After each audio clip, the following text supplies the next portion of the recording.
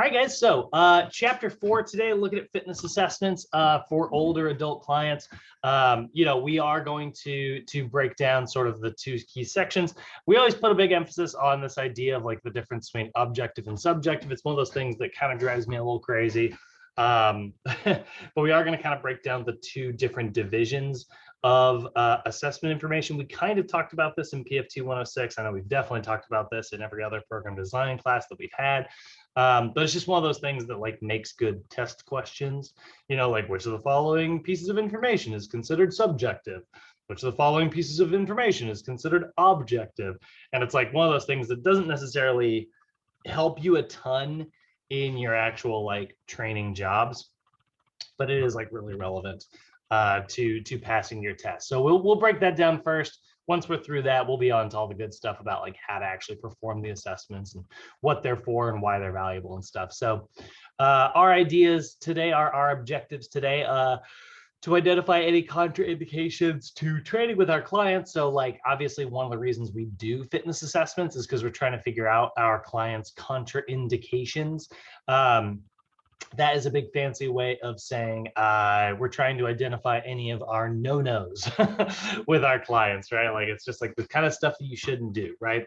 If we asked our client to list any diseases or conditions that they might have, and they answered osteoporosis, we know that foam rolling is contraindicated, right? It's a no-no. We don't want to foam roll because like it's, we're putting pressure directly on their bones with like a freaking lever in between. So we're literally trying to snap their bones, right? And because they have compromised bone strength, it might not be a safe thing to do. So that's one of the biggest reasons why we do fitness assessments. We want to identify any of those contraindications first. And then we also want to establish the appropriate exercise for our clients in their programs, right? Like the biggest reason we do fitness assessments is because it writes the program for us, right? If we considered it like, here's a very, very sort of oversimplified, very basic version of this, but like, let's say, just for the sake of argument, we got a client, right? Insert table. I'm going to have client A here and client B. Right, and client A exhibits an anterior pelvic tilt, and client B has a posterior pelvic tilt. So both of these are, sort of opposite problems here, right? So if I'm looking at this and I'm trying to figure out like how to, write a program for these two people, right? With the anterior pelvic tilt, I know that that's tight hip flexors and tight erector spinae. And we know that it's weak gluteals and weak hamstrings, and it is weak abdominals. When we say abdominals, we particularly mean transverse abdominis. I wrote abdominimus. Whoops, hold on. I need to delete two of those. I put that's my problem. So we see like what's weak there. Now, on client B, it's the opposite problem, right? Now I'm gonna zoom in on this so you guys can actually see what I'm doing here. With client B, exactly the opposite, right? Like in client B, they have a posterior tilt. So what's happening here is we see tight, instead, over here we saw weak gluteals and hamstrings. We're going to see tight hamstrings, right? And we're going to see tight abdominals. I will say that is particularly not the transverse abdominis. We're going to see the rectus abdominis, right? So that is the outer ab shelf. And then if we go to our weak list, we see weak hip flexors and weak, spell weak wrong over here. We also see weak erector spinae, right? So now we're seeing a little bit of a, like, sort of the opposite problem here, right? they're sort of like, if you think of them as crossed syndromes, right? Those crosses are basically in opposite directions. So now, if I consider like what I need to stretch, right? Sorry, 1 second. God. If we consider like what I need to stretch, I go like this. I'm like, okay, let's go with a stretch list, and let's go with a strengthen list, right? Stretch.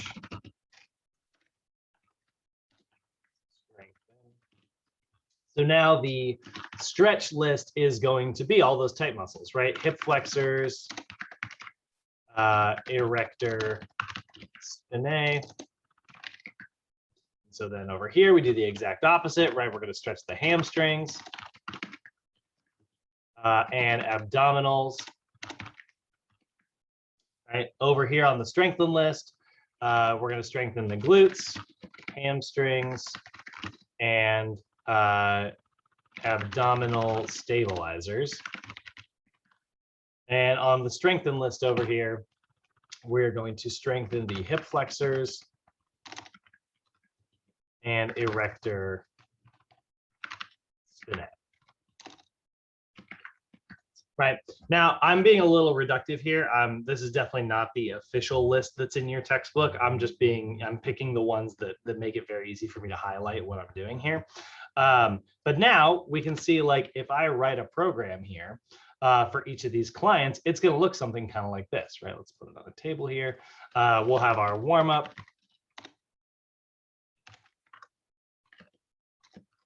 And that will consist of, you know, all of our various like stretches and stuff, right? So our warm up is going to be like for client A, it's going to be, you know, SMR, hip flexors and erector spinae.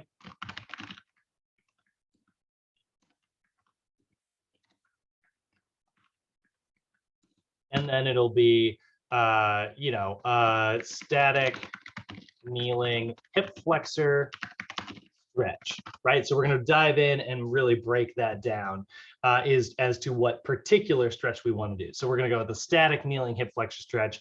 That's going to pair with this. And then we'll go into a static supine 90-90 erector spinae stretch. I know that is a freaking mouthful to say, but what I mean by that is this stretch right here. So this is that erector spinae stretch. It's actually where you do, okay, cool. There we go.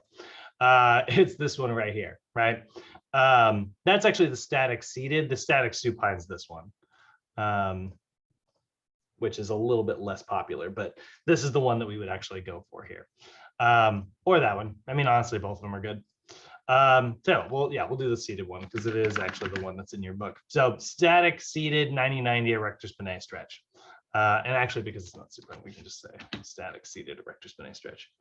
And then lastly, you know, it's like the warm-up section, right? So what are we going to do? Well, we're going to do some cardio, right? So we'll go 5 minutes on the treadmill.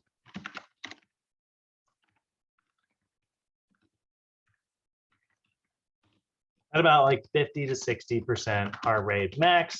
How do we know what their heart rate max is? Well, we're going to find that out in just a little bit. So there we go. Now we've got our warm-up section. And then what we would do is we would have our movement prep section, right? Which is that core / balance / reactive section, right? So now I'm going to pick a core exercise, a balance exercise, and a reactive exercise. And so for my core exercise, if I'm trying to strengthen the glutes and the hamstrings, the perfect core exercise for that is going to be a floor bridge, right? That's going to be a fantastic exercise. Floor bridge is that hip thrust. Right, there we go. Just literally using the glutes, literally using the hamstrings to bridge straight up. Right, that's going to be our big priority here.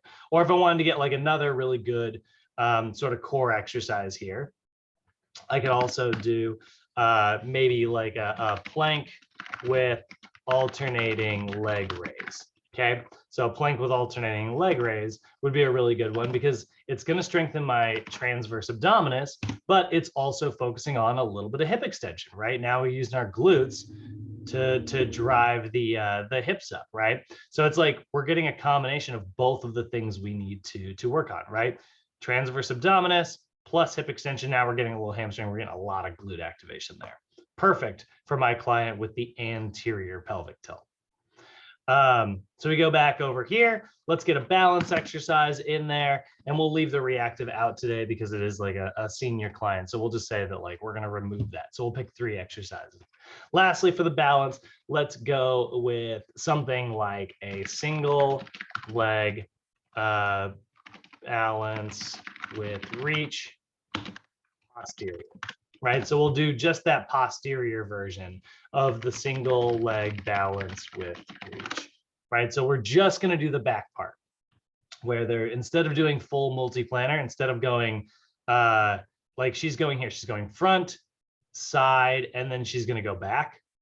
Right, we're just going to do the back version, and that'll work really well because again, it's glutes. Right, so now I've got all the right muscles turned on, and now I can get into their main workout. Maybe it's leg day, chest day, back day, whatever happens, it happens to be. I can get into the actual workout there. But for now, we picked our exercises based on the anterior pelvic tilt. We got the right muscles turned on. We got the right muscles turned off. And I can flip that all around and write a totally different program for client B here. Instead of SMR, we're still going to start with SMR, right? So we're going to go SMR, SMR, but instead this time it's going to be hamstrings. I can't really SMR my abdominals, so we're going to leave that one alone. And then we're just going to get straight into the static 90-90 hamstring stretch, right? That is this stretch right here, by the way, for those of you who aren't familiar with it. So you're going to lay on your back, and you're going to drive your legs straight up like this. While I'm at it, I'm going to do a static biceps femoris stretch. That's going to be the standing one, where they actually cross their arm over like this. So you can see she's actually bringing her leg across her body a little bit. That's going to get that little short biceps femoris. So now we're getting the long head of the hamstring and the short head in those 2 different hamstring stretches. And I just did that because I want to get them to kind of match up here. Then we need to stretch out the abdominals. So we're going to go with a static Cobra.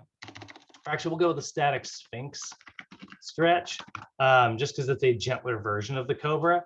So a static Sphinx stretch is this right here, where they actually stretch out their abdominals this way.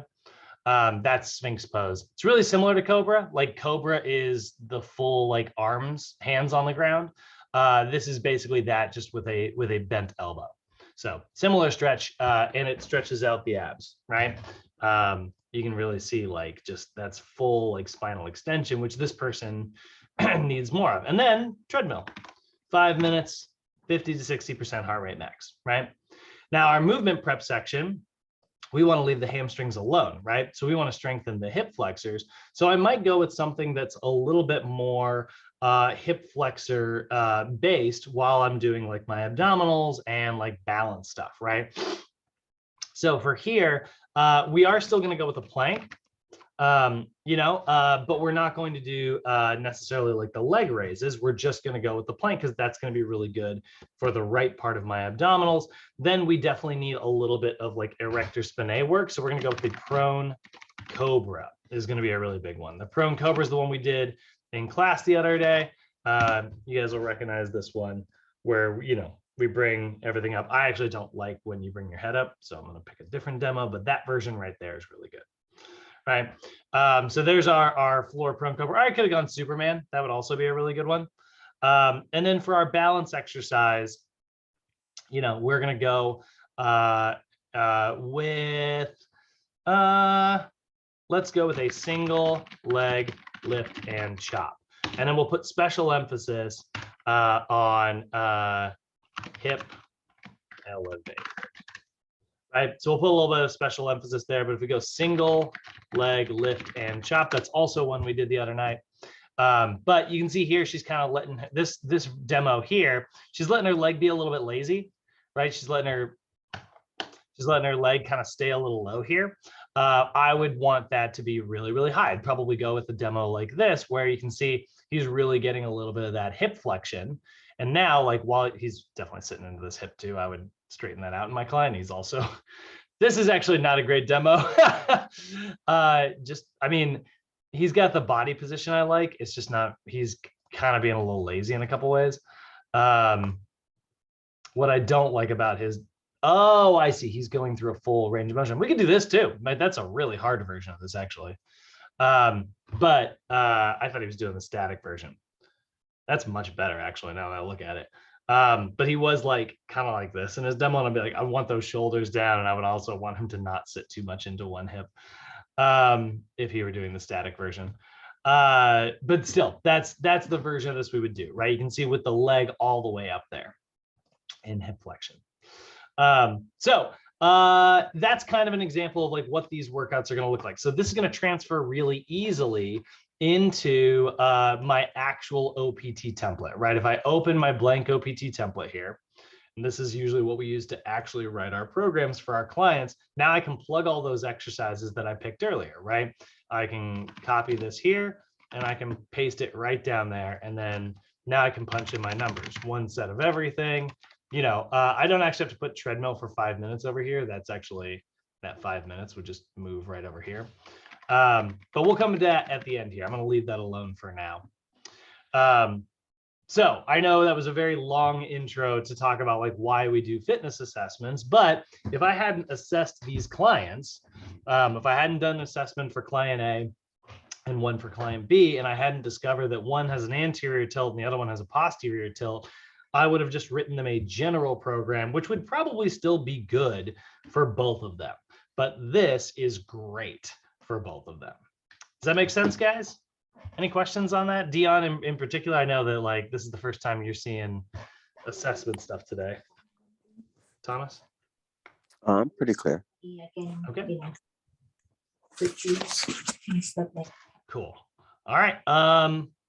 So that's kind of a really brief intro there. Let's go ahead and get into let's backtrack a little bit. We're going to get away from the movement assessments and actually just look at you know, some of our learning objectives here again. So we want to explain how fitness assessments work and how to administer them, the importance of posture, and how to kind of go through this whole process. So all of your fitness assessments, guys, are always going to start with gathering information first. So a fitness assessment in general, by definition, it's a series of exercise assessments that help trainers gather adequate data related to their client in order to create safe and effective programs. So we now know, like, we got a working definition of like what it is that we're doing here. The two major pieces of the information, the two types of information that you're going to gather are subjective information and objective information. Subjective information is information that cannot be measured, and objective information is information that can. So, you know, in this version here, with like the posture assessments that I did, these are measurable things. I can measure how many degrees of an anterior tilt or how many degrees of a posterior tilt. It's very number based, right? But if I asked client A what their occupation was, and they told me that, let's say that they are, you know, a cashier at an amusement park, right? And client B told me that they're an accountant, right? I can't measure those pieces of information, right? I can't like put a number on. I can't say, oh, how many units of cashier are you? Or how many units of you know, what did I say, accountant are you, right? Like I've no way to number that. Or if they told me that they have like one person has diabetes and the other person told me they have high blood pressure, I can measure their blood pressure, but what I can't measure is how much the disease affects them. You know, I've known people with, you know, minor blood pressure problems and it affects them greatly, and other people with massive blood pressure problems, they don't even notice it, right? So I can't put a number on the disease. I can just, you know, take into account that they have it, right? So that's the subjective versus objective stuff, right? Subjective cannot be measured, it's not number-based, and objective is. So when it comes to the subjective information that we want to gather with our clients, we're going to look at two major categories. We're going to look at this sheet called the PAR-Q. That's the Physical Activity Readiness Questionnaire. And we're going to take a look at the General and Medical History Questionnaire. So now you're also starting to see, oh, okay, subjective information is questionnaire-based. Objective information is like fitness testing, right? It's like putting somebody through, you know, if I ask you, how fast can you run a mile? That's objective, right? Let's go out to a field and test, you know? So lucky for you guys, the PAR-Q is on NASM's website. If you go to nasm.org and you go all the way down to the bottom to the downloads tab, it's under trainer resources, and you go to downloads here, you will see they got a lot of fun little free mini courses, by the way, like here's how to build the best at-home workout. It's got a little video, even you got to sign up for it, but it'll have like a little video and a little like article and stuff for you to read. They got little webinars here, you know.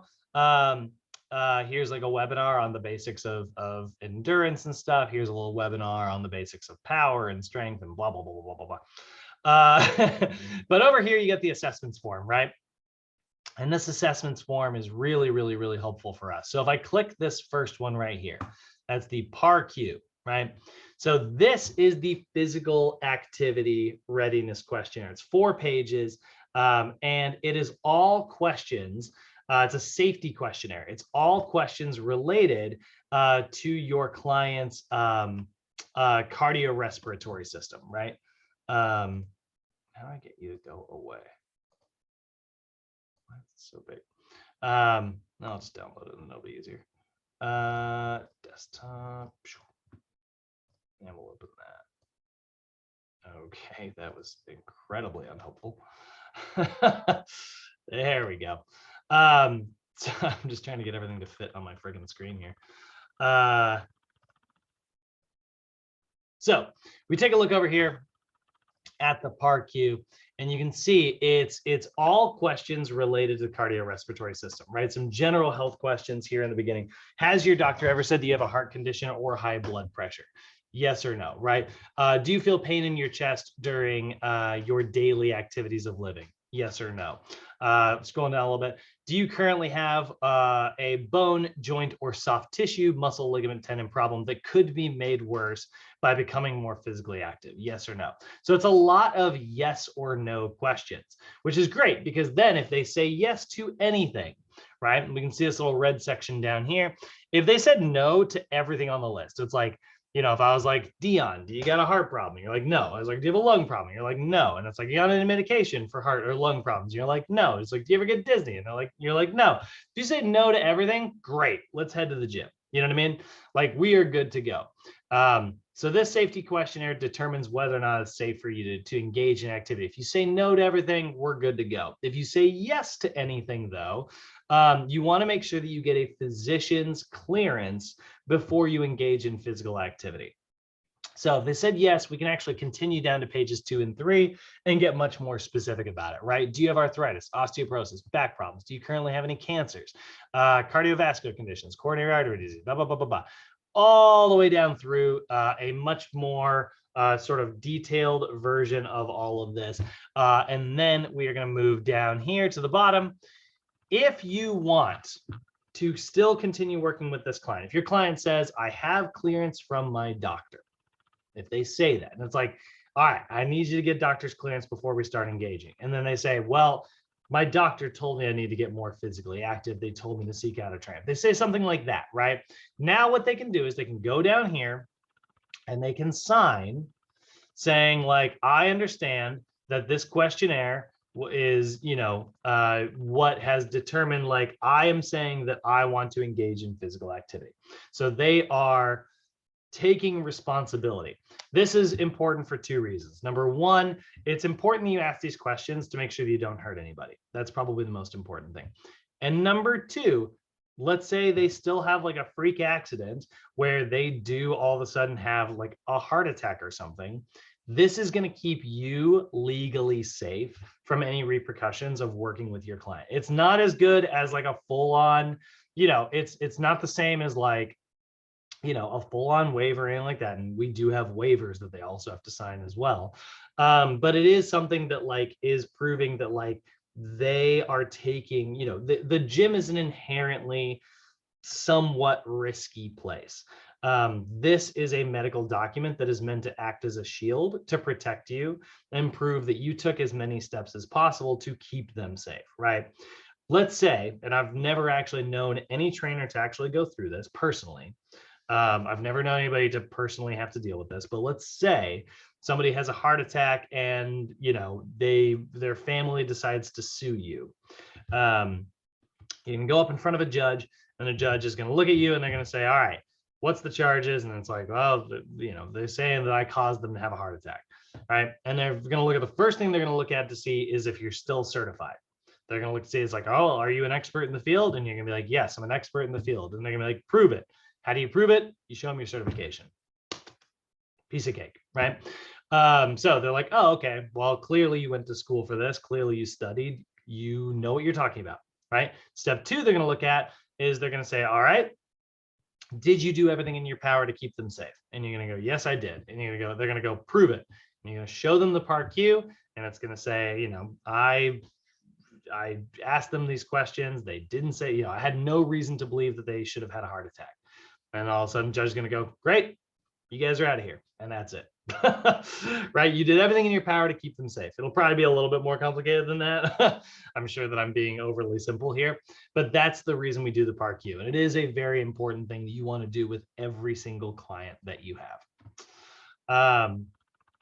And any questions on that? Is that pretty clear, guys? Yes, very clear. So the next one is the general / medical history questionnaire. So if we go back to the assessments form here, they call it the lifestyle and health history questionnaire now. It's the same thing. But this is a little bit more of just like your client's general personal information, right? So this is also subjective information. Remember earlier I mentioned, we want to know what our client's like occupation was, right? I want to know what they do for a living. If I know a little bit about that, I can, account for certain things and maybe make some assumptions and, take a look at like, maybe how their posture got to the way it is, right?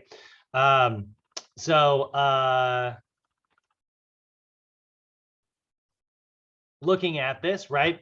Looking at the health, it's going to be questions like what's their name, their physician's name and phone number, emergency contact info. But then we get into like some questions about exercise, like what exercise activity do you currently partake in? Do you run? Do you weight lift? Do you do group exercise? How many days per week do you get at least 60 minutes of moderate intensity activity?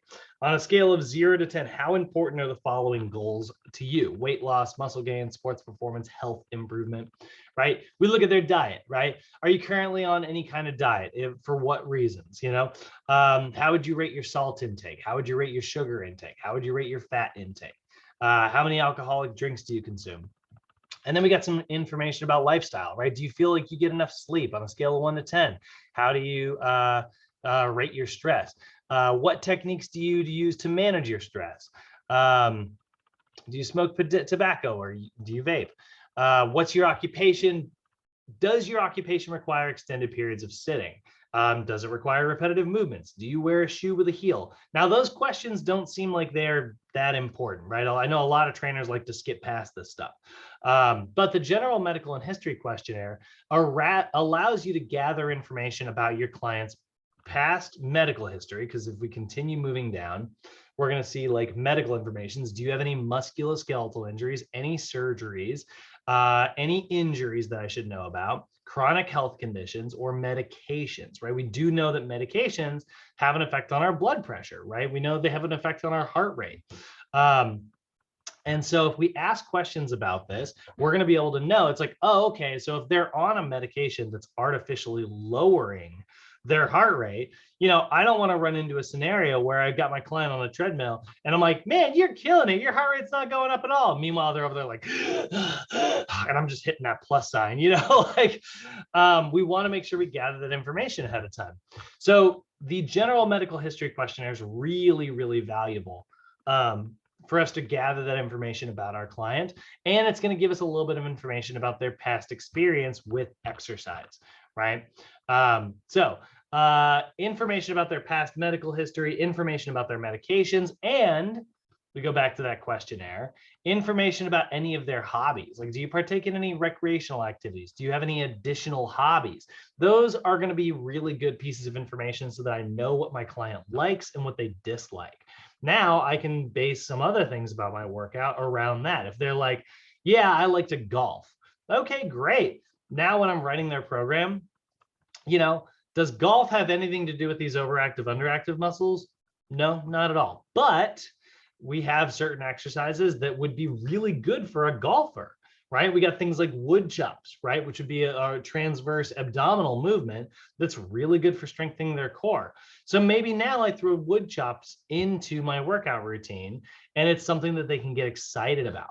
So it's subjective information, but it still informs my workout decisions. The other nice thing about subjective information is that it's sort of the why behind the what. Like my client has an anterior pelvic tilt, right? And then I asked them during the subjective information, do you have extended periods of sitting in your job? And they say yes, right? They sit all day. And that's like, okay, that might explain why we have an anterior pelvic tilt, because you're sitting all day, you're in a hip flexed position, right? If I'm sitting, like this all freaking day in hip flexion, right? That's tightening up my hip flexors and it's weakening my glutes because now, they're in a stretched position all day, right? So while a lot of trainers put major emphasis on objective information, this is myself included, I tend to value objective numbers a little bit more than subjective stuff. The subjective stuff is really, really, really valuable. If the objective stuff is the what, it's like what your heart rate is, what your mile time is, what weight you can lift, things like that. The subjective information is the why. And it's like, why do I have tight hips? Why can I only bench this many pounds? Why do I do this? Why can I run a mile this fast? So both of those are really valuable piece of information. I know that the subjective stuff is smaller. We really only talk about it for a few minutes here before moving on. It's just a series of questionnaires, but I really do encourage you guys not to skip that section like I used to when I was like new into the training world, because I was like, nah, the objective stuff, like once I put them through a bunch of fitness tests, I'll know everything I need to know. But the more I started emphasizing subjective information, the more I started to really get in my client's head and understand a little bit more about them before, actually writing their routines. So that's all of our subjective stuff. Do you guys have any questions on that? No. Okay. It's all pretty clear, kind of. Okay, cool. Sorry, I want to just move that to the side for a second. I didn't want to strip on camera. All right. So Subjective is just an assessment, a questionnaire assessment. Exactly. Yeah. But they will ask you like what the difference is. The thing you want to know is that subjective can't be measured and objective can, right? Okay. So that's like the sort of like chunky, like when they ask you like questions, you'll get two versions of like a question related to this. They'll say like, what's the difference between them, right? Or some variation of that. And you need to know like one's measurable and one's not. The other thing they'll ask you sometimes is like, which of the following is subjective? And it's like the Part Q, the general medical questionnaire, right? And then which of the following is objective? And it's like, push-pull test, overhead squat, 1 rep max test, less test, like all the number stuff. So it'll be like versions like that. Or they'll flip it around. They'll say the Part Q is an example of blank information. That's like subjective information. Okay. There's a million different ways that they rewrite the questions, but they're all the same info every time. All right, so now we got to dive into the objective stuff. We got to dive into our numerical data. So objective information, we got a lot of different categories of this stuff, right? There's actually several different sort of, categories. We're going to see physiologic assessments. Those are usually related to like heart rate and breathing. We've got body composition assessments. Those are related to things like body fat percentage, BMI, your body weight. And then like circumference measurements, right? Like how many inches around certain parts of the body are. We get cardiorespiratory assessments. How well does your heart rate perform when we put you through a specific, amount of like cardiovascular stress. Remember in the last class, we talked about the difference between that step test and the Rockport walk test. Both those are really good, but which one do we choose? And then we got the dynamic postural assessments. That is the overhead squat, but also the pushing and the pulling assessments. And then with our seniors, normally with most of our clients, we'd move into what we call performance assessments, which are things like the 1 rep max tests, bench press or barbell squat or deadlift or whatever for 1 rep max, or how fast you can run a mile. That's a performance assessment. Maybe it's an agility assessment, how fast you can get through like a specific SAQ drill, like on the field, like go through a speed ladder and then run to this cone, or the 5-10-5 drill or whatever it is. Or the lower body agility assessments. Thomas, you remember the shark skill test or the Davies test, right? Those are our performance assessments. With seniors, generally athletic performance is not a big goal. So we're going to replace that with what we call a fall risk assessment. And those are usually balance-based, things like the STAR excursion test, right? It's where you stand in the center of a thing and you reach out and we test how far you can reach with your foot without losing your balance. Or it might be something like the Tug Test, which is where you stand up out of a chair, walk around a cone and sit back down. The faster you can do it, the better it is. With performance assessments, they're really, and with fall risk assessments, which really are performance assessments when you think about it. There really is no standard table of how they should be able to perform. Like cardio assessments, it's like, at your age, your heart rate should be falling between these ranges, but you're way over here.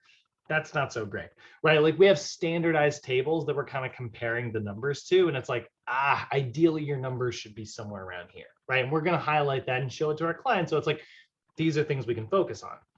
Performance assessments don't have that. There's no standard speed at which you should be able to do these things, but we do know that the faster you do them, the better it is. So I love doing performance assessments with my clients because it's a good way for them to feel really good about themselves when you compare their beginning numbers to their ending numbers. It's like, hey, there's no standard table. This is just you versus future you, so set the bar high today, and then we can focus on really improving that over the next 4 to 6 to 8 weeks, right? So I love performance assessments, even though we don't put, it's funny, they always feel like they're at the end of the chapter and they just kind of wrap up really quickly. But let's go back. Let's go through all these categories today. So we're going to be looking at physiologic assessments here. Physiologic assessments, like I said, they are usually related to heart rate, blood pressure, breathing rate, things like that. So first one we're going to gather is the resting heart rate. We do know that there is a correlation between a low resting heart rate and cardiovascular health. The lower your resting heart rate is, the more it shows me that your heart is in really good shape. Because when we think about like, what it is, it's an individual's heart rate when they are completely at rest, right? The lower the heart rate is, the more efficient the heart. Now, why is that true? Why is it the lower the heart rate is? Probably already kind of figured it out in your head. You're like, well, a heart rate that's low, it means that the heart's pumping more blood, so it doesn't have to beat as often. And you'd be perfectly right, but we are going to give it a bit of a more specific definition here. So the resting heart rate, like I said, it is when they are completely at rest, and you're going to measure that the number of beats in 60 seconds. So you can count their pulse for 30 seconds and multiply it by 2 in order to get 60 seconds, or you could do it for 6 seconds and multiply it by 10. You could do it 15 seconds, multiply it by 4, or you could just count it for a full 60 seconds. It depends on what you're doing. If you're in the middle of a workout and you're going for a jog, counting a full 60 seconds is not very convenient unless you have like a heart rate monitor on. So that's probably not even 30 seconds multiplied by 2 is probably not very convenient. Even 15 seconds multiplied 15 seconds of doing this is kind of annoying. So instead, we usually do like a 6-second method and we just add a 0, right? Count it 1, 2, 3, 4, 5, 6, right? Add a 0. It's like, okay, it beat 14 times in 6 seconds. That means that your heart rate's currently 140, right? 14 times 10. But with a resting heart rate, they're sitting down, they're chilling, they're relaxing, go for the full 60 seconds, in my opinion. That's the easiest way to get it, and it's going to be very, very accurate. So why do we care about the resting heart rate? Well, again, like I said, the lower the resting heart rate, the better, right? It shows that your heart is in really good shape if it's a low number. So we know that because when we consider how well the heart is working, we call that your cardiac output. Your performance of your heart is going to be defined as cardiac output. Sometimes you'll see this abbreviated as Q because it's the quotient of how much blood is being ejected from the heart per minute. But there's sort of 2 definitions here, right? It is one definition that you'll see is it is the overall performance of the heart. And the other definition you will see, it is the volume of blood ejected from the heart per minute, right? So how do we actually calculate that? It's your heart rate times your stroke volume. So your heart rate is the number of beats in 60 seconds. We already talked about that. The stroke volume is the amount of blood ejected from the heart each beat. Now, we don't have any tools in the gym to measure how much blood is ejected from the heart per beat. We just don't have those tools with it. It takes some pretty sophisticated medical equipment to be able to do that, right? But we do know that like the amount of blood ejected from the heart is very much tied to how many times the heart beats. So if I make you do a specific amount of exercise and your heart is beating really, really, really, really fast afterwards, what do I know about how much blood is being ejected from your heart? Probably not very much every time, right? Versus if I put a different person through the same amount of stress and their heart's like, right? If I get 2 people and I have them go up a flight of stairs and they both did it's the same flight of stairs, they're walking right next to each other. And person A is like, their heart's just pumping like crazy. And person B is like, that's fine. That shows me that person A, every time their heart beats, very little blood is leaving the heart. Person B, lots of blood is leaving the heart. So one is squeezing very gently and one is squeezing really hard. And that shows me that the person who can squeeze harder, their heart's in better shape, just like somebody who could lift more weight, So that is what cardiac output is. It's the heart rate times the stroke volume. We don't measure stroke volume directly because that would require some really sophisticated equipment, but we can draw conclusions about how the stroke volume is performing. Now, this is another piece of information, by the way, guys, that makes very good test questions. So you'll want to keep each of these definitions kind of separate in your head, right? Heart rate, number of times the heart beats in 60 seconds. That's sometimes a test question. Stroke volume, the amount of blood ejected from the heart each beat. And then cardiac output is heart rate times stroke volume, the overall performance of the heart, how much blood is ejected from the heart per minute, right? Those 2 things multiplied by each other, right? Just like I always like to use the analogy of like running, right? The 2 components of running, how much distance you are covering per step, right? That's like stroke volume, and how often you are taking steps. That is like heart rate. Does that make sense, guys? And I'm doing a lot of checking. Perfectly clear. Cool. Dion? Yeah, I'm good. I deal with that heart rate and stuff all the time. Oh, that's right. Okay, that's awesome. Actually, that's going to give you a leg up. Cool. So then, and then one piece of advice here, you'll see this in your textbooks a lot of times, although not in this one. Oh my God. Is that typically we use the radial pulse when we're measuring heart. We actually don't like the carotid, just because it's a little more personal, and it's like, here, let me, hi, stranger that I've never met before, let me touch your neck. It's just a little awkward. So we do recommend using the radial pulse, 2 fingers in line with the thumb and index finger just above the wrist. And that's where you're gonna get that. So now the other thing that we're gonna pay attention to when we are talking about heart rate, like we talked about on day 1 of this class, as we get older, your heart rate tends to slow down a little bit, right? The number of your maximum heart's pace gets a little bit slower, which is why we can use a flat number. It's always 220. And then we can subtract from that a shifting number, which is your age, right? So max heart rate, or heart rate max, is a general calculation of the client's maximal upper heart rate based on their age. So that's always going to be 220 minus your age. You definitely want to get this formula memorized. They will probably ask you, like, what this formula is. So if it's a 65-year-old client, it would be 220 minus the number 65, which will give us a max heart rate of 155. If it was a 75-year-old client, that'd be a max heart rate of 145. If it was a 55-year-old client, that'd be a max heart rate of 165, right? My max heart rate, 220 minus 33, 187, right? If I was 20 years old, 220 minus 20, it'd be 200. So everybody's going to be a little bit different here. And that's how we calculate that. Now, here's the thing. If I want to work at a specific percentage, right? Like one of the things we're going to go over tomorrow, we're going to start talking about our cardio zones tomorrow, right?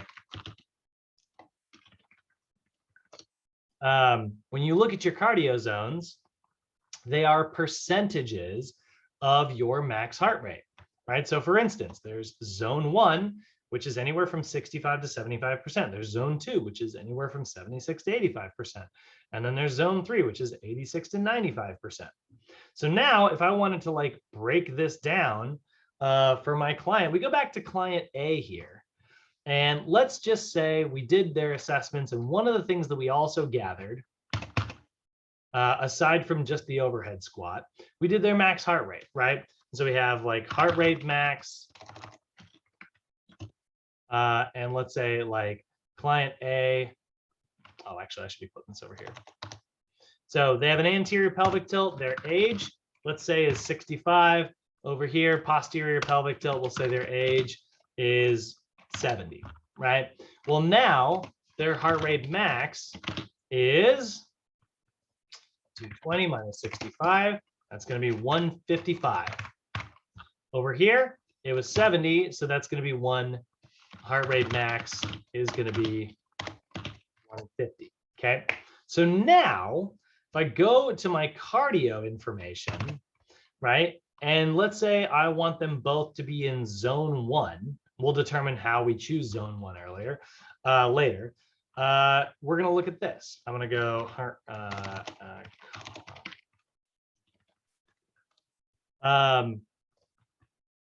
one second here, 65. All right, so now I've got zone 1, which is 65 to 75, 65%. And that's going to be, which one's 65? 101 to 116. 75%.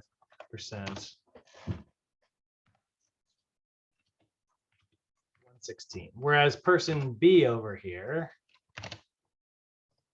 that's going to be 98.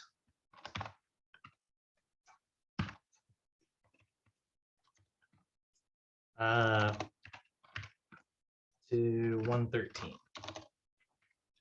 Okay, now I can do this for all of these, right? I could go through and calculate every single one of these.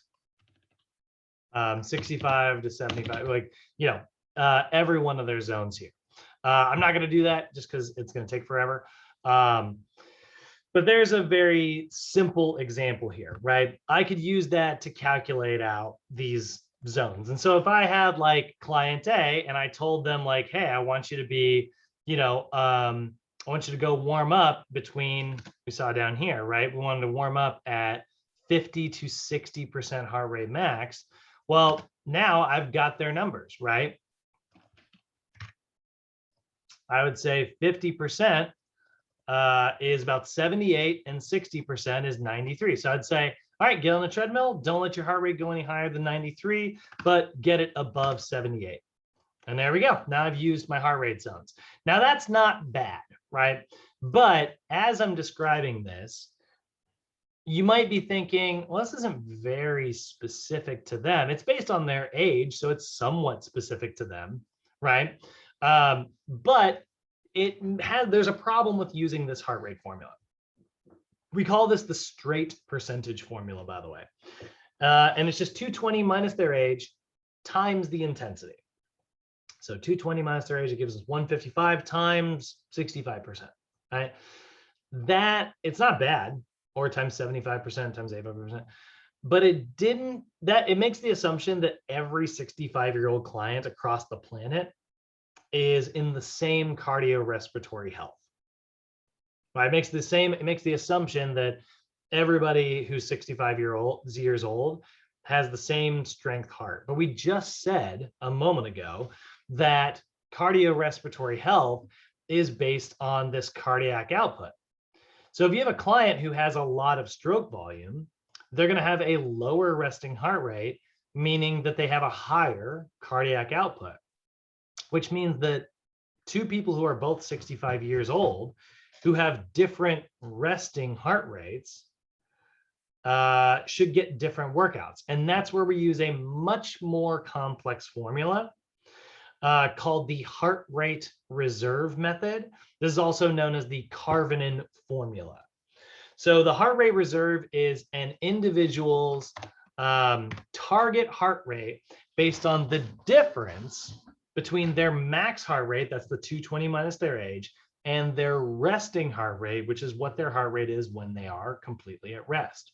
So we actually want to gather both of those pieces of information because it's going to give us a much more complicated, but much more specific to our client heart rate formula. Like I do a lot of cardio. I'm 33 years old. And if you were to test my resting heart rate versus somebody else who's 33 years old versus their resting heart rate, they might be a little bit different, right? If I exercise all the time and this other person has never exercised before, we need different training zones. We need different workouts, right? So that's where the Karvonen formula comes in. And like I said, it is a little bit complicated. You actually don't have to have this formula memorized, but you guys do need to know what its definition is. The Karvonen formula is an individual's target heart rate based on the difference between their max heart rate and their resting heart rate. That definition is really important, right? Heart rate reserve, also known as the Karvonen formula. I don't know which version they will ask you. They like to flip them around all the time. They like to call it the Karvonen formula one moment. They like to call it the heart rate reserve in the next. So I don't know which version. You just need to know that they are the same thing. And what it is it's their target heart rate based on the difference between their max heart rate and their resting heart rate. That's the definition. Now, how to actually use it is a formula. And you'll see it is a little complicated. It's the target heart rate equals their max heart rate minus their resting heart rate. Then you multiply it by your desired intensity. That's 65%, 75%, 85%, whatever. And then you add their resting heart rate back on at the end because you took it away earlier when you subtracted it here.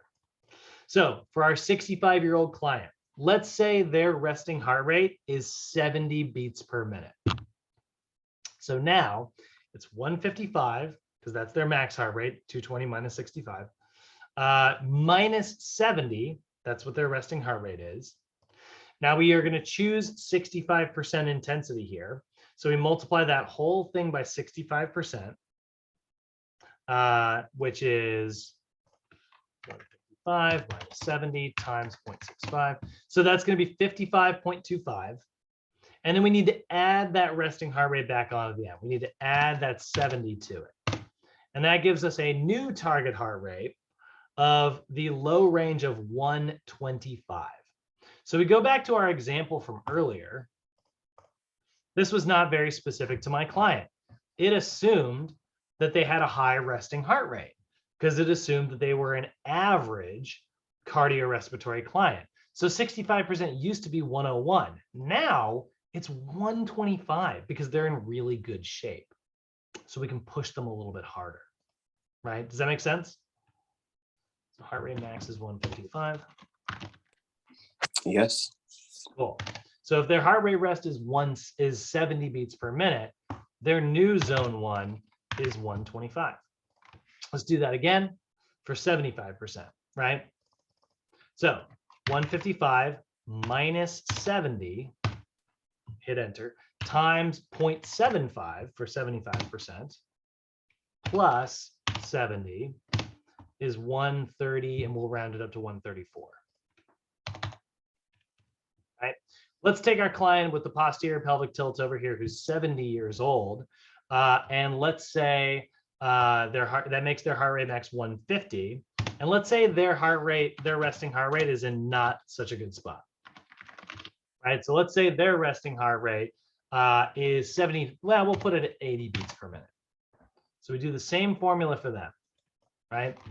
220 minus their age of 70. That gives us a heart rate max of 150 times, minus their resting heart rate of 80. That's going to be 70 now, times 0.65. That's 65%, plus the 80. That's going to give us 125.5, which is 126. So now we look at these two clients and we see like, oh, their heart rate is naturally going to be higher because of their fast resting heart rate. So this person here who is older is getting a little bit of a, their heart rate's going to hit 65% much faster because they are not in as good of shape. Right? And then we do the formula one more time for the 75%. Right? So heart rate max of 150 minus 80 times 0.75 plus 80, 133. But check this out. This is what's kind of fun about this. So we saw that their 75% is actually lower. So this is what's kind of weird about the math here. This is what's kind of weird when you look at it. You're like, this person over here, client B, is in worse cardiovascular shape, right? But their 65% was actually higher, right? It was 150 minus 80 times 0.65 plus 80. That gave us 126, which is higher than client A, who is in better shape, because we know that at a lower percentage, they're going to have a higher heart rate because their heart isn't functioning as well. So it's going to beat faster naturally. But then as we went up in the zones, we went to 75%, right? 150 minus 80 times 0.75 plus 80, right?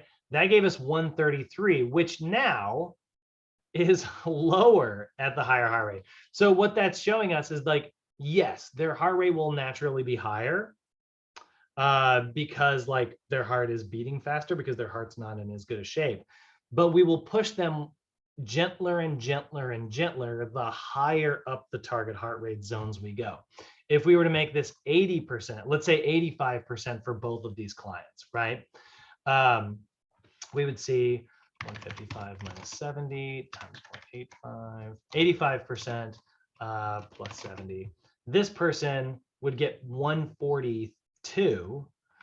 So at 85%, that's going to be 142. And 85% for person B, who is not in as good a shape, remember, right? 15 minus.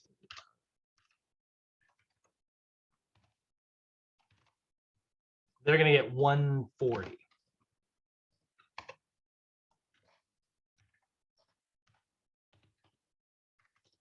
So now it's 2 beats off, right?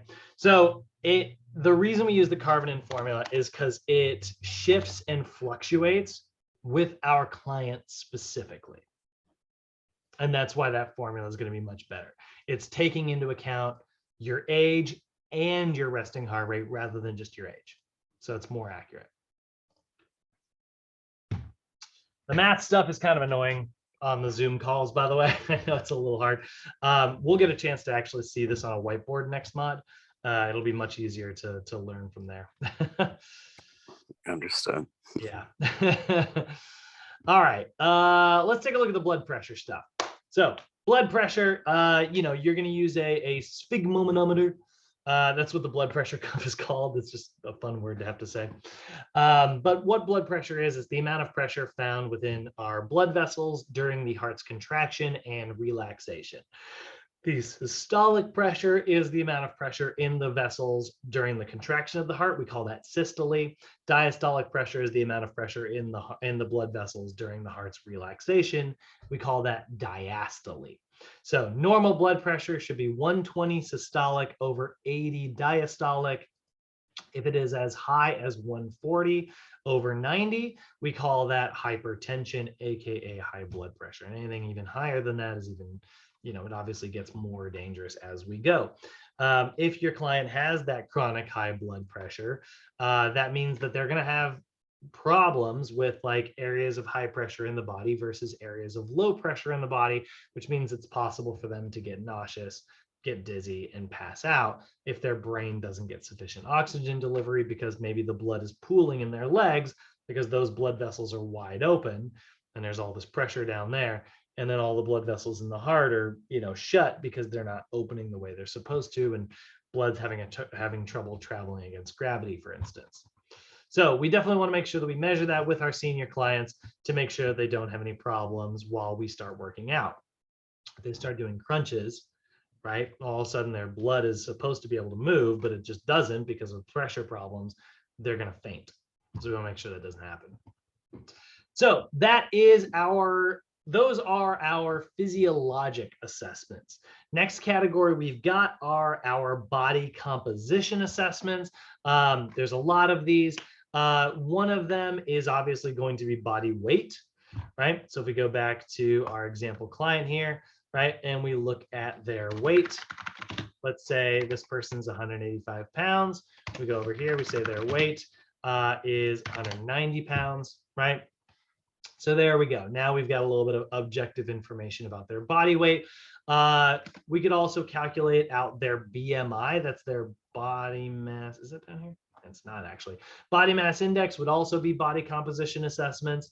If I calculated out what their height is, and then we calculate out their BMI using that, right? So in person A, let's say they are 5 foot 10 inches, and person B is 5 foot 11 inches, right? So that's going to be, I'm just going to use a body BMI calculator because it'll make my life easier. 10, 80, boop. That's a BMI of 25.8. And over here, 11. That's going to be a BMI of 26.5. So both of these clients are in the overweight category. Neither of them is obese because they're not above 30, but they are in the overweight category. They're between 25 and 29.9, meaning they are overweight, which is pretty common amongst our senior clients, just because metabolism slows down, weight sort of creeps up. But they're on the lower ranges. Well, first person's sort of on the lower ranges. So, we would, if we want to get their BMI into a healthy range, we'd want to get it below 25, but above 18.5. So there we go. That is a body composition assessment. Next one we've also got are our percent body fat. So there's a couple different ways you can measure percentage of body fat, right? One of the most common ways is to use a skin fold caliper. Now, NASM actually has a spot for this, by the way. All of this information is available on NASM's objective assessments, by the way. I've just been putting it on this little sheet here, but there is actually an official, if you go to downloads and you go to assessments form, there's a body composition assessment form. So if you click this, you'll see height, weight, BMI, and then we've got circumference measurements, right? We'll take a look at those in just a minute. This is sort of out of order. And then we got skin fold measurements here. So you're going to write which protocol you use. There's actually a lot of skin fold formulas out there. The one that NASM generally uses is what's called the Durnin-Wamersley formula, which is the greatest name of all time. It's a 4-site method. So what you use is you use the little body fat caliper to pinch your client on the iliac crest right here on the front, the subscapular here in the back, and then biceps and triceps. That's 4 sites, right? So on the little sheet here, you would write Durnin-Wamersley, and then you would do suprailiac subscapular, there it is, subscapular, suprailiac, and then biceps and triceps. That's the 4-site method. There are other methods out there, but that's the one that's, in my opinion, the easiest. So here's the thing about skin fold measurements, though. It's body fat testing based on skin fold thickness and girth. Durnin-Wamersley is a 4-site method. These are the 4 sites. It is not recommended for senior clients, though. It's just not very good because as we get older, we tend to get that loose skin. And the way that skin fold caliper testing works is it's basically measuring, you're trapping the fat between like the tissue, right? Oh, come on, Google, show me a picture of what I'm looking for here. Yeah, there we go. So you are measuring as you like pinch the skin here, right? The fat tissue, like this dark line, that's the skin. This, you're not getting any muscle. And then you have like this kind of lighter color yellow here, that's body fat. So the more fat there is, the thicker the girth's going to be. But as we get older with like the loose skin and stuff, and also the easier bruising that comes along with aging, skin fold caliper testing is just not very effective for our senior clients, so it's not recommended. You might instead use what we call bioelectric impedance, which this is also just much more convenient nowadays anyways, because the technology's gotten better. But bioelectric impedance is where you'll use the little handheld tester like this. This is called the Omron. Or you will use like a body fat scale that has like the sensors. Or even nowadays, a lot of gyms are having like the in-body machine. The in-body is that one that's like sort of a combination scale plus handles, you know, for the, you know, so you're getting like kind of both, you know, 4 points of contact there. And basically what they'll want you to know test-wise is what bioelectric impedance is it measures body fat by sending an insensible electric current through the body and measuring how much that current, that electric current, is impeded. That's why it's bioelectric impedance. So electricity travels through water really fast, and fat does not have a lot of water in it. So if I sent an electric signal from point A to point B, and it took, let's say, 5 seconds to travel from here to here, right? Obviously it wouldn't, but again, we're doing this to make it easy math. So if it took 5 seconds to travel in person A, and then in person B, it was the same distance, but it traveled for 10 seconds. Well, I know that person A has a lower body fat percentage than person B because they both weigh the same. They're both the same, sending the same signal, the same distance, but it traveled fast through person A, which means that it probably traveled through tissue that has a lot of water in it, like muscle tissue. Person B, it traveled more slowly, which meant that there was tissue that didn't have a lot of water in it, like body fat. So because body fat has more fat in it and less water, electricity travels very slowly. That is how that technology works, if you've ever wondered how a body fat tester. So the slower the signal travels, the higher the body fat percentage.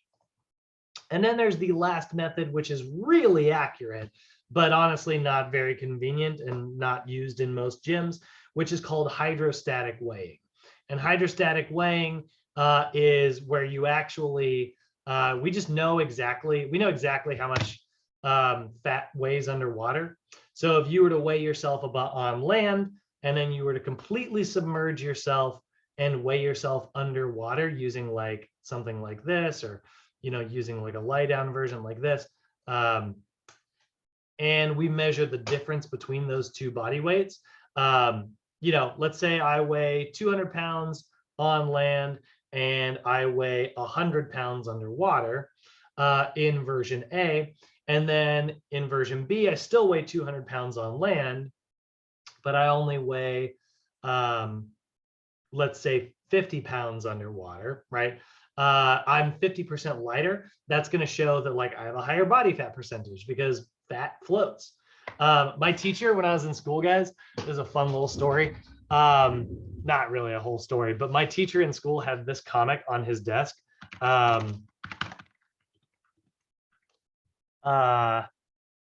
He had this comic right here on his desk, and it was to explain how hydrostatic weighing worked. And he's like, how are you doing that? And he's like, simple. Fat floats. That is scientifically accurate. Fat does float. Probably not that well, but that's how hydrostatic weighing works.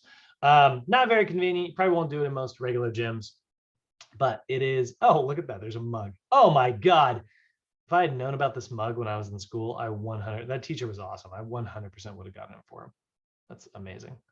All right. I might buy that for myself, actually. So anyway, that is how hydrostatic weighing works. So next thing we got to look at is body composition, circumference measurements. So circumference measurements is also part of body composition. Okay. So this is going to just tell you, you're literally just measuring body girth. Most important thing here is to be really consistent. Make sure that your tape measure is always level, and make sure that it is always taut, like you're pulling the same amount. So when we're doing circumference measurements, we usually do the neck, chest, biceps, waist, hips, thighs at the 10 inches above the patella, and calves at the widest circumference of the calf.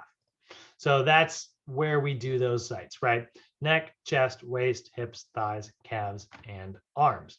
And that's great because then you can just measure. It's like, hey, we lost a half an inch here. Hey, we lost a quarter of an inch here. Hey, we lost, a full inch in this spot, right? So that's a really good way to measure and like track your client's progress.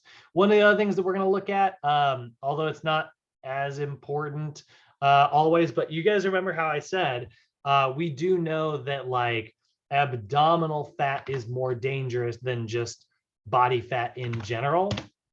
One of the things that we will also look at, and I know it's not on, I don't think it's mentioned here. Oh, no, it is here, right? You'll also see there's a spot for the waist to hip ratio. That is going to be where you are going to always measure the waist at the widest circumference of the body waist. And you're going to measure your hip. Oh, I just lied. Sorry. I goofed that up, actually. Sorry. You are always going to do the waist at the narrowest part of the waist. And you're always going to do the hips at the widest part of the hips. And you divide the numbers by each other, right? So waist at the narrowest part, hips at the widest. And so you measure that. We want that ratio to be below 0.8 if you've got a female client, or we want it to be below 0.95 if you have got a male client. If the numbers are higher than those and they fall outside of those normal ranges, that is going to show us a higher risk. So what's interesting is we actually know that like apple-shaped individuals for some reason, are at a higher cardiovascular risk than pear-shaped individuals when it comes to body fat percentage. But either way, we want to make sure that those ratios are, below these numbers here. A lot of information to kind of get memorized here. I know they can throw any of this at you, but you need to know the definition of a waist to hip ratio. That's the narrowest part of the waist divided by the widest part of the hips. And you will probably want to have these two numbers memorized. Below 0.8 for women, below 0.95 for men.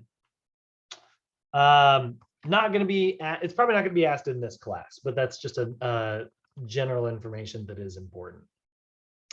And our last, our final body composition statistic here is also going to be the body mass index, right? That BMI number, right? This is a calculation of their height versus their weight. Again, I don't love to use this as an indicator of health, but it can be an early warning sign, right? How do you calculate it? This is, again, a number you guys, but this is a formula you want to have memorized, and you will want to memorize the sort of scientific version. It is their weight in kilograms divided by their height in meters squared. I know I've showed you guys this formula a million times. I'm going to keep showing it to you. It's just one of those things that they love to ask you on your test. So weight in kilograms divided by height in meters squared. If you do that in pounds, it's weight in pounds divided by height in inches squared, and then multiply the whole thing by 703. You don't need to have this formula memorized. That's not the one they're going to ask you. In fact, I had a student get the question. It was like, which of the following formulas is used to calculate BMI? And it was like option A was weight in kilograms divided by height in meters squared, which was the right answer. Option B was something else, like a bad, dummy question. Option C was a dummy question. And then option D was literally this pounds formula. Both of those are actually fine, but they wanted you to know the kilograms one. And I was like, what an incredibly dirty question. I don't think they do that anymore. In fact, that question might have even been one of the like the fake questions, which if they give you, they have survey questions built into your test. But either way, that's very stressful. Always default to the kilograms version. Weight in kilograms divided by height in meters squared. Okay, always, always, always. All right, so moving on from there, we've also got our cardiorespiratory assessment. So as we move forward, let's say we fill out the body composition stuff. Now we want to do a workup on how well their heart's performing. So we already did a little bit of heart stuff with our physiologic assessments, right? We already calculated their max heart rate, their resting heart rate, and we do know that resting heart rate does indicate cardiovascular health. We even calculated out their heart rate zones, right? 65 to 75%, 76 to 85%, 86 to 95%, right? We got zone 1, zone 2, and zone 3 already figured out. But now we need to figure out which zone to use. How do I know whether to give them zone 1, zone 2, or zone 3? That is where our cardiorespiratory assessments come in. So if you look on their downloads page, they will have the cardio assessments worksheet, right? Again, you're going to put your client's name. You're going to put their resting heart rate from earlier. You're going to put their heart rate max from earlier, right? 220 minus their age. Blood pressure if you've got it. Then we are either going to put them through the Ymca step test, the Rockport walk test, a 1.5 mile run, and then we've also got things that are called the VT1 and VT2 tests. Don't worry about those for now. We'll come back to those later. So the Ymca step test is an assessment that has your client climb a 12-inch step. Okay, so we'll see that's 1 foot there. It's always 1 foot for every single client. They're going to step at a pace of 96 beats per minute. So it'll always be at this pace. Left, right, left, right, left leg, right leg, right leg, left leg, right, up, up, down, down. So they're going to go at that pace. And they're always going to do it for 3 minutes in length. Every client at that pace for 3 straight minutes. And then once that 3 minutes is up, they are going to turn around, sit on the box, and then you are going to measure how fast their pulse recovers over the next full 60 seconds. So their heart rate's going to be like,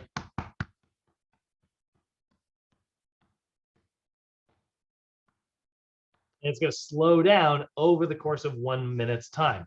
We are measuring how quickly their heart rate declines. So measure the client for a full 1 minute. That way, as the heart rate declines, we are measuring how quickly it is responding to rest. If their heart rate does not respond quickly, their heart's not in very good shape. If their heart rate responds really quickly, their heart's in great shape.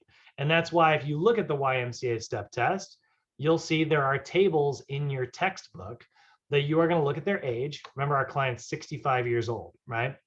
So if they were a male client and their heart rate became 110 beats per minute, right? That puts them over here at below average. Below average means they only get zone 1. We're not going to push them into zone 2. We're not going to push them into zone 3. But let's say they kill it. Their heart rate's like 75 beats per minute, right? That is excellent. You can give that client whatever you want to do. You can make them do sprints. You know what I mean? Like, you can take their heart rate up way, way, way high. Zone 1, zone 2, zone 3, we love all of them, right? So this is how we determine how well they do. We're going to put them at poor, below average, average, whatever. And then that's going to determine whether or not, if they're in the red, they only get zone 1. If they're within the yellow, they're going to get zone 1 and 2. And if they are in the green, they're going to get zones 1, 2, and 3. They qualify for all of the workouts, right? So that's why we do the Ymca step test. Same reason is that's the same reason that we do the Rockport walk test. But the Rockport walk test is a little bit different. That's actually where you're going to have your client walk a full mile. And you're going to measure what their heart rate is the second the test is over. You actually don't want to measure it for a full minute, because if you do, their heart rate's going to come down over the course of that minute once they're done with the mile. You want to know what their heart rate is the minute the test is over. So what you need for the Rockport is how long it took them to complete and what their heart rate was at the end of the test. And you need to know their age and their body weight. So you're going to punch all that information in, right?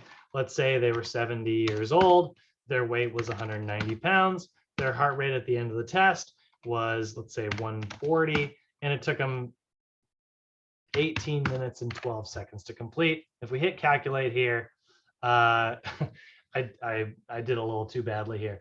They scored 0. That's really bad.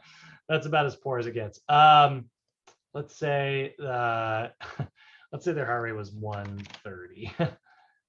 Okay, they scored a 1. Still not great, right? But as they get better at it, right? Let's say 120, 16 minutes here, right? That gave them like a 14. Still not very good. Let's say it took them 14 minutes, right? Now they're average, right? So they're going to get better and better, depending on how well they do. Again, you're either going to give them poor, average, good, excellent, right? And that will determine whether or not you give them zone 1, zone 2, or zone 3. So here's the thing. The things that they're going to ask you guys, they're going to ask you, what the assessment is. The Rockport walk test is a 1 mile walking assessment that an individual performs as fast as possible in order to estimate their VO2 max. Okay. The Ymca step test measures a client's cardiorespiratory efficiency by using a 3-minute bout of submaximal stair climbing. So they'll ask you what the definitions of those assessments are if they ask you anything. That's how we do them, and that's what we use them for. We use them to determine.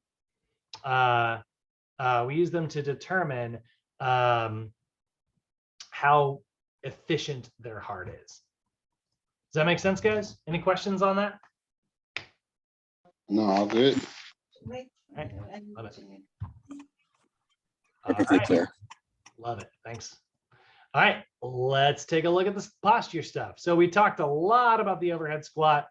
If we take a look on NASM's download page, we have the static and dynamic postural assessments, right? So static, we are looking for that pronation distortion syndrome, lower cross syndrome, or upper cross syndrome. You're just going to look to see, you know, if they're standing around, do their feet turn out, feet flatten and knees cave in?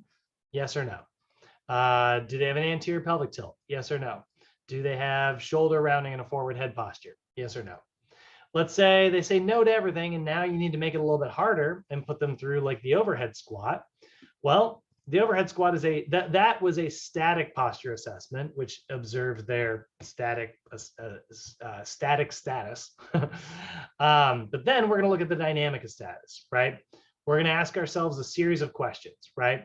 The overhead squat, by definition, assesses dynamic flexibility. That means flexibility during movement, and integrated total body strength. We say it's total body strength because it's putting stress on our 5 key kinetic chain checkpoints: foot and ankle, knees, lumbopelvic hip complex, shoulders, and cervical spine. Those are our 5 spots, right? So you're going to look to see, do the feet turn out? Yes or no? Do the feet flatten? Yes or no? Do the heels rise? Yes or no? Now, I will say, if you look on the sheet that I've got pulled up here, you'll notice it didn't ask about feet flattening or heels rising. That's because it doesn't do it in the regular assessment. In like your guys' regular textbook right now, you're only going to see do the feet turn out. But when you get to corrective exercise, you'll see those other 2 as well. So there are technically 3 things to ask. Same thing is true of the knees here. In your regular textbook, do the knees cave in? Yes or no? But in the advanced textbook, you'll also see do the knees cave out, which is fairly rare, but it'll happen sometimes. Then you're going to look at the lumbopelvic hip complex. We're going to look for 2 things in the regular textbook. Do they excessively lean forward, or does their low back arch? But you will also look for low back rounding. We look at our client example here. This is an anterior pelvic tilt. That's a low back arch. There's a posterior pelvic tilt. That's a low back rounding. So like I said, you're not going to run into very often. In the arms, you're going to look to see, for one thing, do the arms fall forward? And then during the pushing and pulling assessment, you're going to look to see, do they have a forward head posture? And then do the shoulders elevate and do the low back arch. So we've got 2 major assessments we're going to look at in your regular textbook. Okay. The overhead squat, the single leg squat, 3 assessments, and the pushing and the pulling assessment. Okay. So overhead squat looks like this.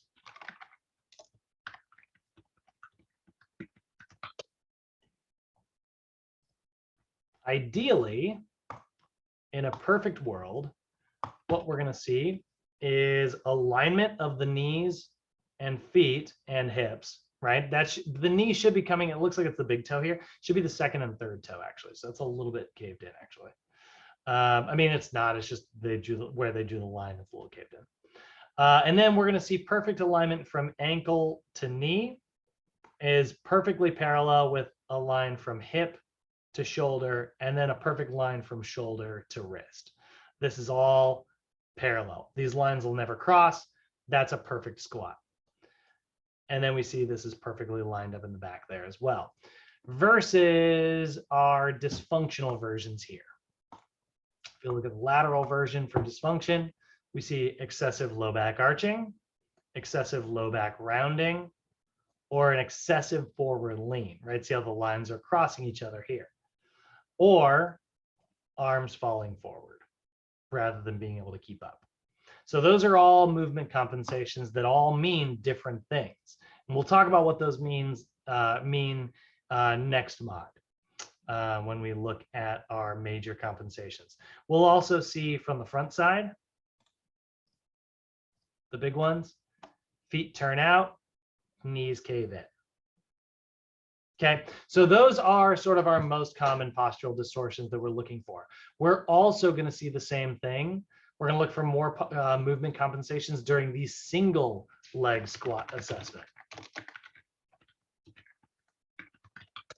Right? Ideally, somebody should be able to squat onto one leg without their knees caving in, right? It should be level shoulders, level hips, and a knee that tracks. If I draw a line, I don't know why they drew this line at an angle, but ideally the knee should be over the second and third toe, which it is, versus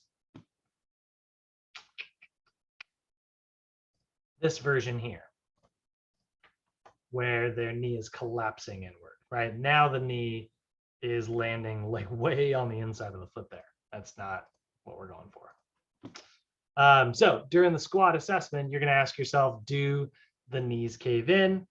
Yes or no? Okay. So going back to our PowerPoint here, right? The overhead squat, have your client squat to chair height about 5 times, and you're looking to see, do the feet flatten? Do the feet turn out? Do the heels rise? Do the knees move in? Do they excessively lean forward? Low back arch, low back round, arms fall forward, and do they have a forward head posture? This will help you determine which muscles are overactive and underactive. You will find the answers to that on that same page that is downloadable on NASM's website. So if I go here and I pull up the posture assessment, I scroll down, here's the list of muscles. This is why we took our kinesiology class, by the way, right? So that you can actually understand this sheet right here. So if their feet turn out, we know that the probable overactive muscles, the tight muscles, are the 2 calf muscles, soleus and gastrocnemius, and the hamstrings, particularly the biceps femoris. And then we know the underactive muscles, anterior and posterior tib, glutes. If their knees cave in, we call that knee valgus, right? That's a tight TFL and obviously tight adductors. Those need to be stretched. And it's weak glutes and anterior posterior tib. So we got a whole list, right? And we can list them out, probable overactive, probable underactive. We did that a little bit over here, right? Let's look one more example. Low back arch, right? Tight hip flexors, tight lumbar extensors. That's the Erector Spinae. Weak glutes, weak hamstrings, weak abdominals, right? So there's our example client from earlier, right? Hip flexors, Erector Spinae, glutes, hamstrings, abdominals. That helped me write my program. That's why we do the overhead squat. And that's why we're going to have an entire class dedicated to the overhead squat once we finish up our seniors. The start of the next mod, when our new students come in, we are going to be breaking down the overhead squat like crazy. We'll go through some anatomy and physiology first, and then we'll be breaking down all of those overactive, underactive muscles. And lastly, we've got performance assessments. Performance assessments, also known as fall risk assessments for our senior clients. The big one that we're going to see is the timed up and go assessment, or more commonly known as the Tug Test. Oh, actually, hold on. I forgot to talk about the, hold on, pushing and pulling assessment. All right, guys. So pushing and pulling assessment is literally doing a chest press and a cable row, okay? So ideally, during the row, the shoulders are depressed, the arms are able to come back, she's not arching her back. If she arches her back, tight hip flexors, tight erector spinae. If she elevates her shoulders, tight upper traps, levator scapula, and sternocleidomastoid. If the forward head, tight upper traps, tight levator scapula, tight sternocleidomastoid. All those muscles that we looked at from upper cross syndrome, right? From these 2 versions here. And then this is lower cross syndrome. So that's the pulling assessment. The same thing is true of the pushing assessment. You're basically going to look at the same assessment twice, just one's pushing and one's pulling. And that's what that should look like. By the way, you can also do this as a push-up, you know, again, low back arch, low back round, shoulder elevate. We also see scapular winging. That's a unique one. And then forward head posture. Not great. All of those are to be avoided. And then, like I said, the Tug Test. So the Tug Test looks like this.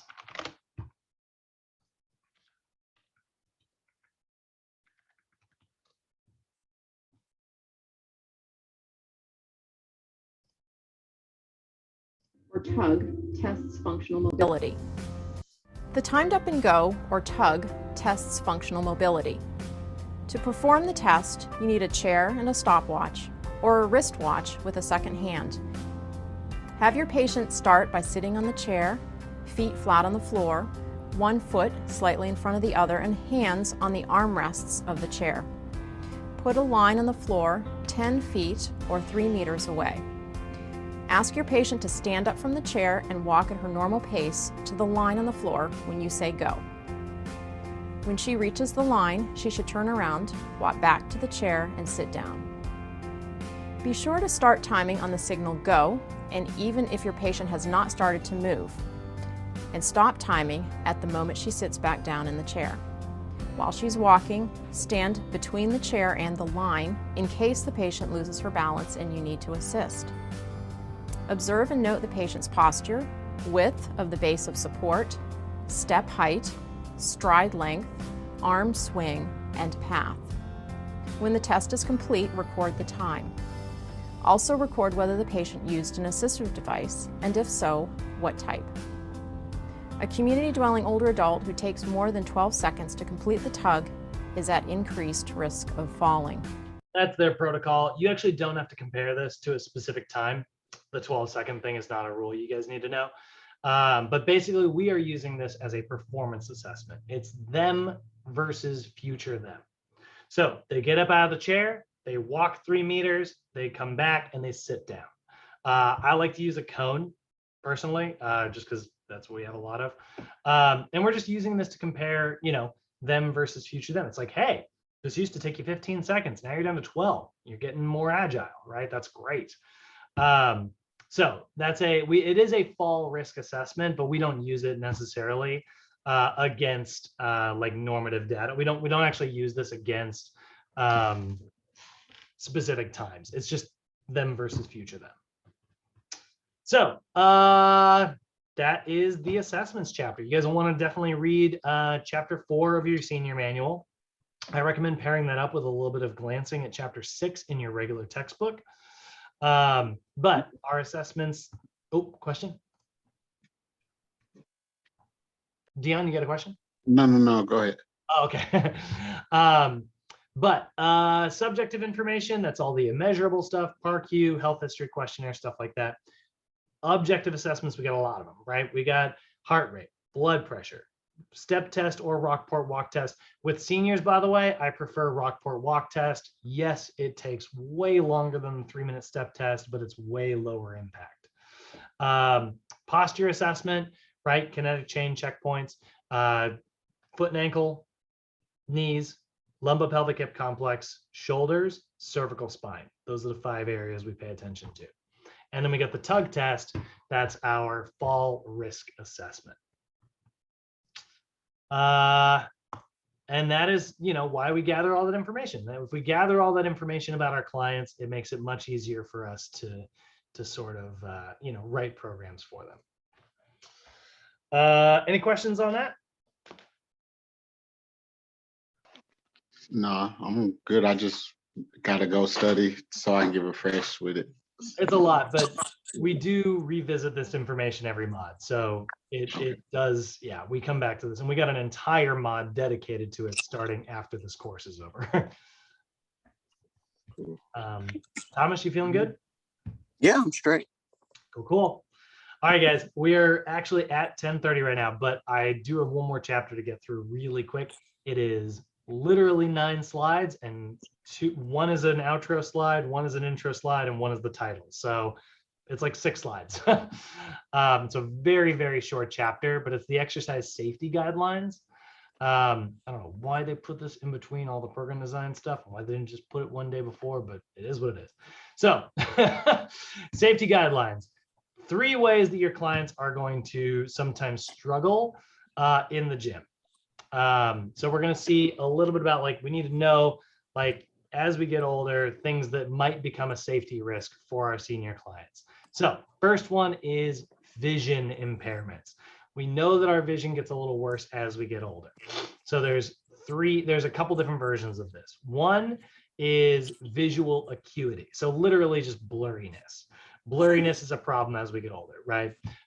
So that's one of the things that we want to pay attention to. Make sure that you are writing, if you're giving your client handouts, nice bold font that's easy to read, right? Also, farsightedness becomes like a problem as we get older. So you ever see like a senior client do that thing where they do this, like reading, and they kind of back their head up.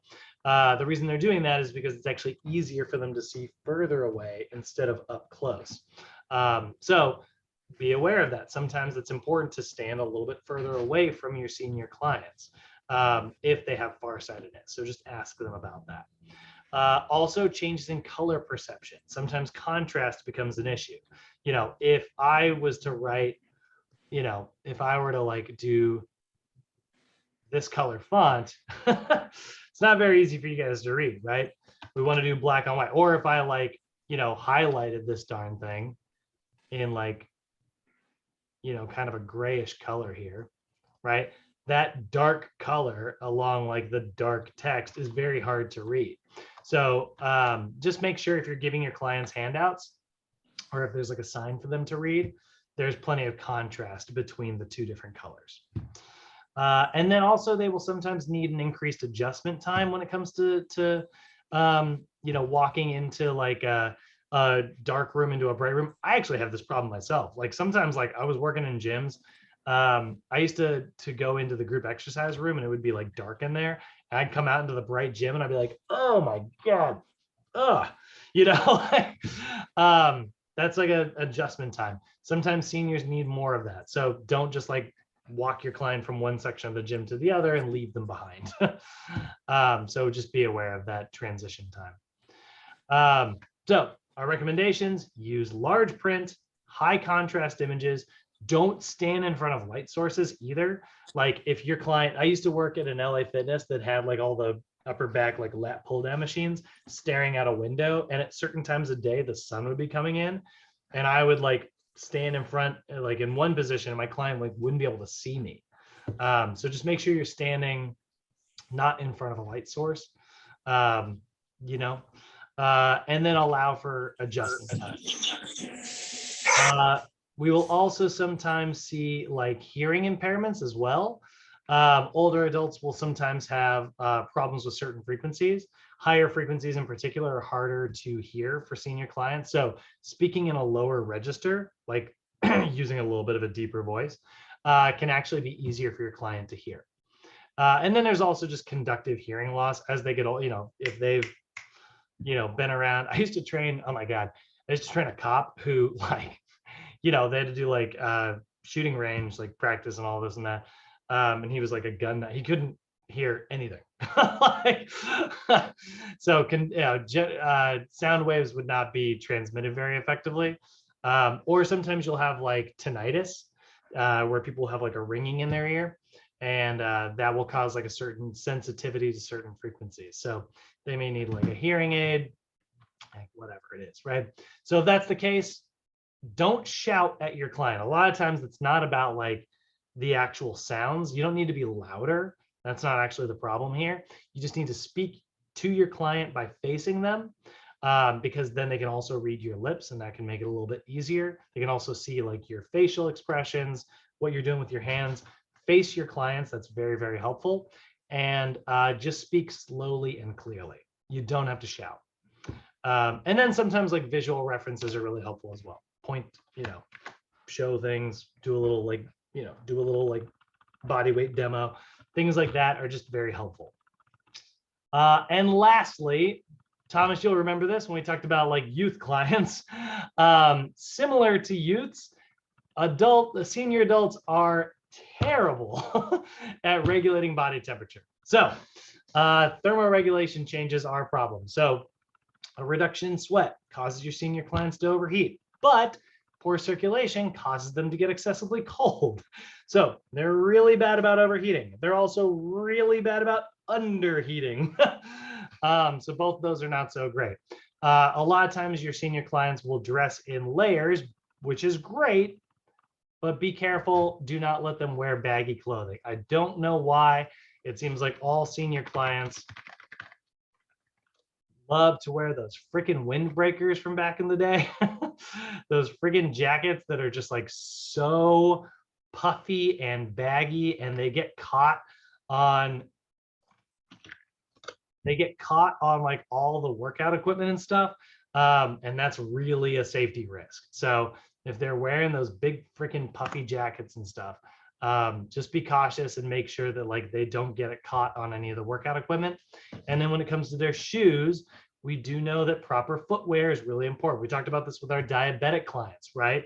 Make sure they're avoiding blisters, make sure they have proper ankle support, and that they're not wearing shoes that are going to cause any damage there. So when it comes to recommendations, encourage them to drink water regularly so that they stay nice and cool. You may even need to include like an electrolyte water to help with hydration. Encourage them to dress in layers, but with those layers, avoid baggy clothing, and make sure that they are wearing, you know, safe, reliable, but comfortable shoes. And that's the entire chapter. Like I said, it's really, really, really, really fast.